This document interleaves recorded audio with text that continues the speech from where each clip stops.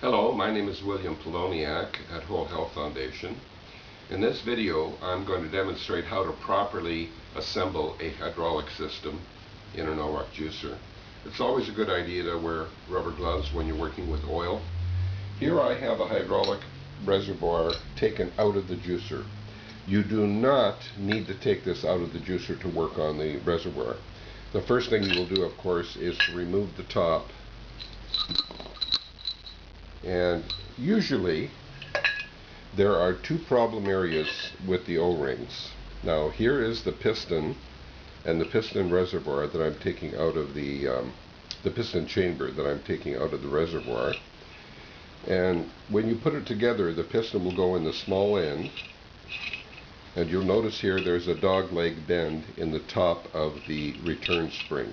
Now your two problem areas are going to be this large O-ring at the bottom of the piston. Now I have a dental pick here, but you can use a safety pin with a bend in it to get this out. And you will need to get the O-ring off to replace it with a new O-ring.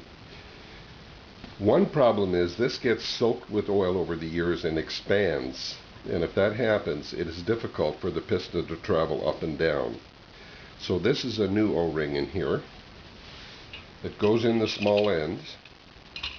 The other problem area is the O-ring in the top, which sometimes will leak. And you can remove that O-ring and replace it with an O-ring, a new O-ring. It's a good idea to put some oil on it to make it easier to go in, but since this is a new O-ring, this is just for demonstration. Put that in. You have two other O-rings in the top. Now, if they tend to fall out, as this one does, just put some fluid in here, and that will help hold it in place.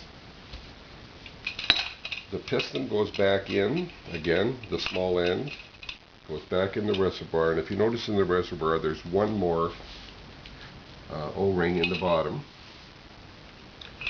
Alright. The piston and the piston chamber go back in. Now, when you're putting this together, you want to make sure the top of the piston chamber fits into this groove. So if you're lucky, that O-ring won't fall out. Then you put your finger in the piston, guide it through the hole. Let's see if we can get that in easily here. Here we go. And then put in your bolts and tighten it down. Now, for sake of demonstration, I'm only going to tighten down the one bolt just to give you an idea. Now, the one thing that is very important, do not over tighten these 6 bolts. Hand tight, and if you do by accident strip the threads, no problem, just get a longer bolt with a nut on the bottom. So there you have it, my friends. I hope you found this useful. If you did, please tell a friend.